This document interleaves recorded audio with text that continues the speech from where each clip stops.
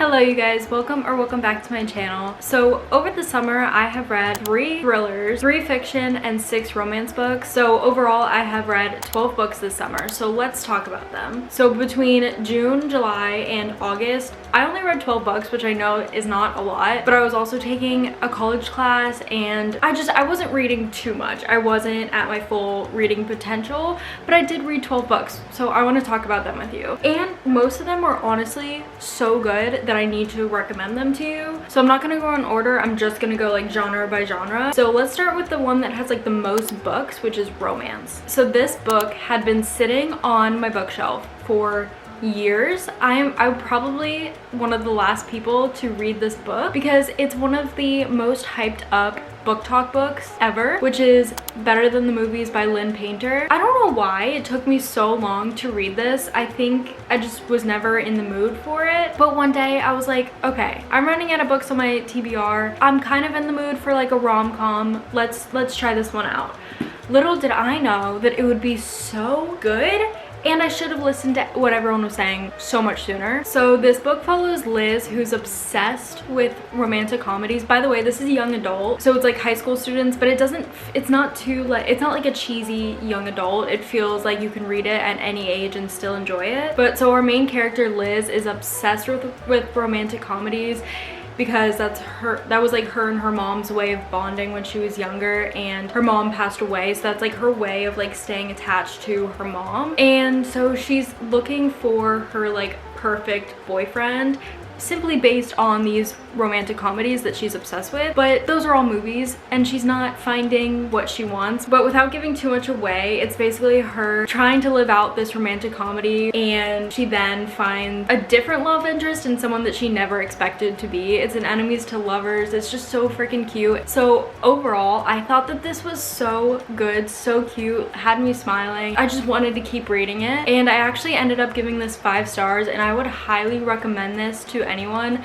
I know everyone raves about Lynn Painter's books, her young adult books, so I will definitely be reading more of her young adult, but I loved this and I would highly recommend that you read this. So now moving on to yet another 5-star read, we have Just for the Summer by Abby Jimenez. This was actually also my first Abby Jimenez book, and I loved it from the very beginning. I was just like I just loved her writing. I just felt like it was so easy to get into. And so basically it's about Emma and Justin, and both of them have like this curse on them where they date someone, and then as soon as they break up with that person goes and meets their soulmate that they end up like marrying, and like it's like they're happy ever after. But it's with each person that they date, and it's both of them. And so they meet online and they decide to like make this like plan to start dating each other, so that when they break up they'll go off and find their happily ever afters, like their soulmates, because they think that they can help each other out. But you're also seeing Emma has a bad relationship with her toxic mom. Justin has some family issues as well, so you're also seeing that. But it's like, it's very funny, it's very just sweet and nice, but it's also real. And I really like romance books that like aren't just romance. It's like you actually get real life and they feel like real people. And I really love this. I really annotated it a lot. I think that this, if you take any book from this video, I say this now, but I'm gonna say it about all the other books. If you're gonna take any book suggestion from this video, take this one. This one was so good. And this is an interconnected standalone with like 2 other books, Part of Your World and Yours Truly by Abby Jimenez, but I hadn't read either. Okay, yes, I forgot about that. Both of the characters,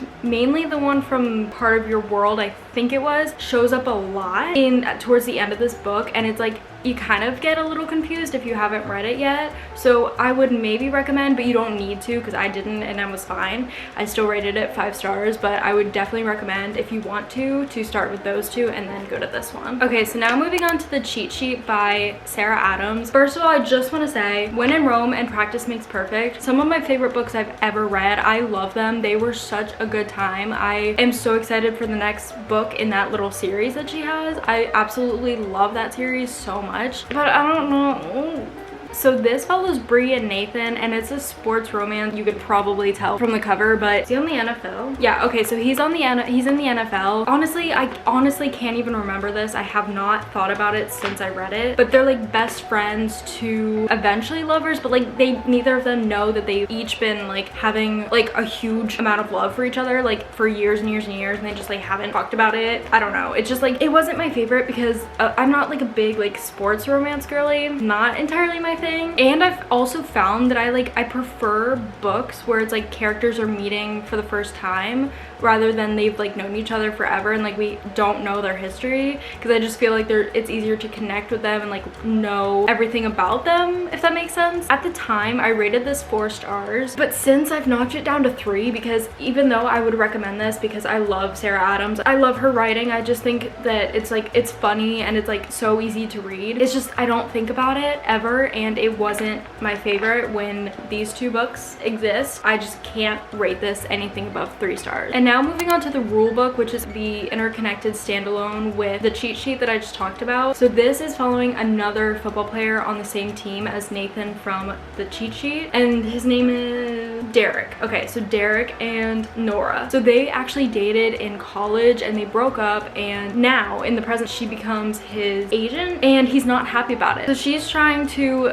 be his agent and like do such a good job, but he's like actually mad at her because of like the reason they broke up and everything. But then they end up going to Vegas together for one of his sports opportunities, and they pull a Rachel and Ross moment and they get drunk and married in Vegas. And then you just see them like deal with everything. I don't know. Again, this is not one that I ever think about, and I'm also giving it 3 stars, which at first I gave it 4. I just didn't love it. I'm sorry if my camera angle just changed. My camera just like fell, so sorry if that just like changed. But now we're moving on to my most recent read, which is Wildfire. If you've read Icebreaker, you know that like most of it, a big chunk of it, has spice in it. Wildfire had like a few chapters. But anyways, Wildfire follows these 2 college students who meet at the beginning of the book in college. They're at a party, they meet. A few weeks later, or actually, oh no, it's the next day.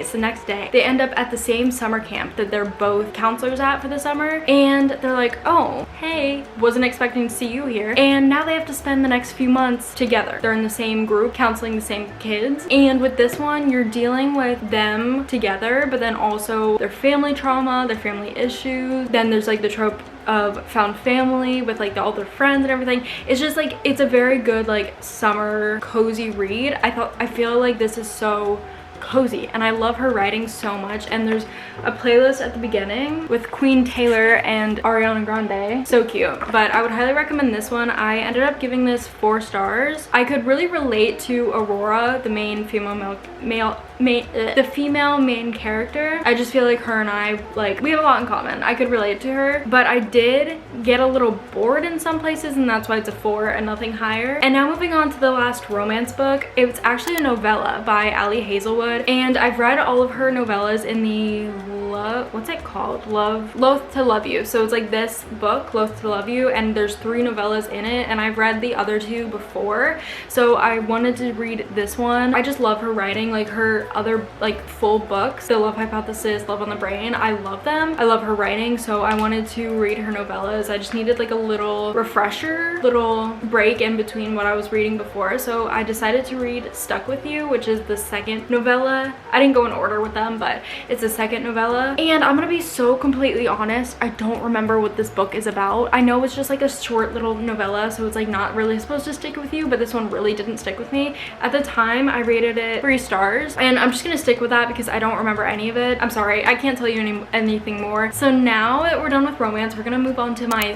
thriller reads of the summer. Funnily enough, they're actually all Frida McFadden books. She's my favorite thriller author. They all just happen to be by her. So first we're starting out with The Housemaid, which was actually a reread. I read it last summer, and my favorite book of all time. I love this book. I literally have talked about it with everyone. I got my friend Jordan to read it. I got my mom to read it. I will never stop talking about this book. And I know that it got super hyped up on TikTok, and that's literally the reason why I read it, but there's a reason why it's popular. This is so good. So I had to reread it because the 3rd book in the series was coming out, and I just wanted a little refresher, and I was thinking about rereading it anyways because I love it so much. But I just feel like this was the first book that like ever had my jaw just dropping constantly, and I was like, oh like what's going on. So basically you're following this main character, Millie. She just got out of prison. She's an ex-con and she just gets hired as a housekeeper for the Winchesters. She cooks for them, cleans for them, picks up their daughter, all these things. And she's honestly confused as to why she's even hired because of her history. You follow along on her working her job there, and she starts to notice some weird things happening. The owner of the house, Nina Winchester, she's acting very strange, and she's questioning why Andrew, her husband, is with Nina. Oh my god, I can't say Nina without thinking of the freaking, every time I say Nina, this is what I picture. Like, I can't even. So Millie is questioning why Andrew would marry someone like Nina when Nina is literally crazy and she's doing all of these like crazy things, like she doesn't understand what's going on. But I'm just gonna read you the last couple sentences right here. I try on one of Nina's pristine white dresses once just to see what it's like, but soon she finds out, and by the time I realize my attic bedroom door only locks from the outside, it's far too late. But I reassure myself, the Winchesters don't know who I really am. They don't know what I'm capable of. Read this book, please. Like, please, I'm begging you. I need everyone that I know, everyone that I care about, to read this book. Like, please. And then, like I said, I had to reread that because the third book was coming out, which is The Housemaid is Watching. I personally thought that the second book in the series was a little unnecessary. I still loved it, but I just thought that the first one was so perfect that it didn't need a second, or definitely not a third. But of course I'm gonna read it because I love it so much. I love the series. The series in total, this whole series, 5-star series for sure. It's very slow and very, I don't want to say boring. It's not boring, but not much happens until the very end. But you're really just following Millie, the main character from the first two books, into this one way in the future. She's now married, she has kids, and weird stuff starts happening with her neighbors. And I can't tell you much else because this is the third book in the series, so like I literally can't tell you anything. But I would recommend the whole series as a whole. If you're not really into the whole series, definitely just the first one. So I ended up giving this 4 stars, but I'm thinking more like a 3.5 maybe. I don't know. I had a really good time with it just because I love this series so much. I'm gonna stick with my 4. I'm gonna stick with my 4. This next book is even hard for me to talk about. This is the only Frida McFadden book that I've ever disliked, and dislike isn't even a strong enough word for this book. And I know this is such an unpopular opinion. I know that people love this book. Okay, the book is The Teacher by Frida McFadden. Let me just say, her writing always so good, but I just could not get behind the main like storyline in this book. I really can't like tell you the whole plot without like literally spoiling everything.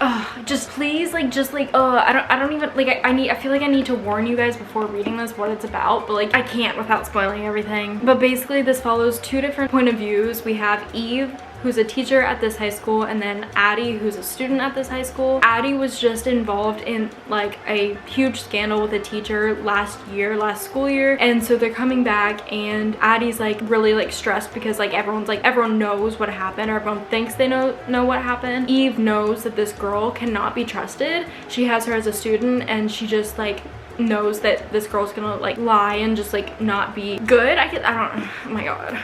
But stuff happens in this book, and I just like, it ends up being like a murder. I don't know, I can't. I ended up rating this book 2 stars because the epilogue and the last chapter and the epilogue really got me and really just like made it enough to give it 2 stars. 2.5 stars I think I gave it. Other than that, I will never think about this book in a positive way. Let me just say that. Okay, so now we're moving on to the 3 fiction books that I read, and I don't know if these are literally considered fiction, but like to me they're not romance or thriller or anything else. They're like purely just like fiction with like subplots of the ones that I just named. So first things first, I'm gonna go with like my big surprise of the summer because I was not expecting to find this. I hadn't even heard of it really until I saw that it was available at the library, and I think I saw like Sarah Crowley talk about it once or something, I don't know. But that's The Villa by Rachel Hawkins. This was so good, and okay, I've seen on TikTok a lot of mixed reviews. Most people don't like this book. I guess I could see why. It's pretty slow. It's not like super thrilling or entertaining or anything, but it is the perfect combination of Daisy Jones and the Six and the White Lotus, literally so perfect. Like, I am so obsessed with Daisy Jones and the Six and the White Lotus that, like, literally this is their baby and I love it so much. You're following two different timelines. One is in the 70s and it's following a rock band, and then the other POV is these two best friends who are staying at the same house that this rock band stayed at, just like years and years later. And the lead band member, he actually got murdered in that house, and so now it's like a known haunted murder house sort of thing. And so these two best friends are staying there, and one of the best friends, Emily, she starts to like dive into this whole murder thing, and she starts to like think that maybe it wasn't an accident, or maybe it wasn't what everyone thinks that it is. And so she decides to write a book on it, and so she's discovering all these things that happened back then. And there's actually a question on the back, like, soon Emily begins to wonder, will the villa claim another victim before the summer ends? It's like a murder mystery. It's like literally Daisy Jones and the Six plus the White Lotus. Like, literally, I can't even explain it any better. I would highly recommend this, and I know that not everyone loved it. Just know that it's like slow. Just read this. I rated it 5 stars. And now we're moving on to one of my favorite authors, which this book I actually had on my shelf for like 2.5 years, and again, I don't know what took me so long to get to it, being that I love The 7-Year Slip, Daisy Jones and the Six, and One True Loves. I finally got to Malibu Rising. Again, this book I've seen a lot of mixed reviews for, but I love the old Hollywood like storyline. I just think it's so interesting. So you're following two different timelines. One starts in the 50s and then one is the current day in 1983. And so in the beginning timeline, you're following Mick and June Riva, and you see them falling in love and their whole story from the 50s until sort of like the present, and you see them having kids, you see them dealing with all of the Hollywood drama because he's super famous. He becomes super famous during their journey, and there's a lot that goes on. You see just like a lot of drama between the two of them. And then in the now present timeline, you're seeing their kids all grown up, and they're throwing their annual Riva party the same day every single year at their house, and all of the celebrities, like literally all of them, go to this party. It's like the most well-known party ever. And so you're basically going, this present timeline is from like 7 a.m. to 7 a.m. I think it's like a 24-hour period, and so you're just following like leading up to the party, and then you're at the party. And I'm just going to say this now, the past timeline and then most of the present timeline, I'd say up until you get to when the party starts, it is so good. Like a literal perfect story. I loved it so much. Like genuinely, like I was enthralled in this book. Like I did not want to ever put it down. But then once the party started, you start getting like these random like storylines from like different celebrities and different people that are at the party that I just felt was very unnecessary and sort of boring, because you don't care about these random people. You care about like the people who are actually in the story, the kids and the mom and dad. Like you don't care about these random celebrities. At the very beginning of the book, you learn that at the end there's going to be a house fire in this house that they're having the party at. So like the whole time you're literally trying to figure out what's gonna happen, and each different story you get from like a stranger, you're like, okay, are they gonna be the ones to cause it? Like what's gonna happen? Like how is their house gonna go up into flames? But overall, I would recommend this. And it also has cameos from Daisy Jones and the Six, mostly the 7 Husbands of Evelyn Hugo, and Carrie Soto from Carrie Soto's Back is actually, she's a character in this book for a bit of it. So there were definitely cameos from that, and I love that they're just like worlds like collided. This was just really good, and I would highly recommend the whole old Hollywood series that she has going on. I just think that they're so freaking good. I rated this 5 stars, I think, when I read it, but honestly now it sits at a 4.5 because of that like boring party part of the book, but I would still highly recommend this. And now sadly we're moving on to the last book of the summer that I read, and that is a book that had also sat on my shelf for years, and it's because when I bought it I didn't really know what it was about, and that is The Way I Used to Be. This is an extremely emotional, heavy book. Definitely look up trigger warnings because it deals a lot with sexual assault. That's literally the whole plot line. It starts with it, it ends with it. So this book is split up into 4 different parts. Each part is a different year of high school. So it starts with freshman year, ends with senior year. At the very beginning of freshman year, this girl she goes through her sexual assault. So then you're seeing her whole process of going through it and everything that she deals with, and all of the ways that it affects her and changes her and her relationships and her friendships and everything that she goes through throughout those 4 years. If you've gone through something similar to this, I would definitely be cautious because it does go into detail at times, There were some parts that I did have to skip, but I also think that if you have been through something like this and you feel comfortable enough to read about it, read this kind of story, I think it is so beautiful and just so amazing to be able to see a full story of, I know this is fiction, but it's so realistic. Obviously not everything that she went through is like similar to what I went through, but a lot of it was. A lot of how she was feeling and the way that she acted was very realistic to the way I felt and the way I acted. And even if you haven't been through something like this, I think that it's such an amazing way to learn about what victims go through. So I've actually said this to a lot of people. If I couldn't relate to this, I don't think I would rate it as highly as I did, because I rated it a 4.75. If I couldn't relate to it, I think that it would sit around a 3, because a lot of the times it was boring or I just didn't really like some of it. But because it meant a lot to me and what I've been through, I did rate it a 4.75. So those were all of the 12 books that I read this summer. Again, I know I didn't read too much. If you want to see all of my like live ratings and reviews, definitely go check out my Goodreads. Definitely go friend me on there. I need more Goodreads friends. Like, please friend me on Goodreads, because I need to connect with more people on there. So thank you all so much for watching, and I will see you guys so soon. Bye.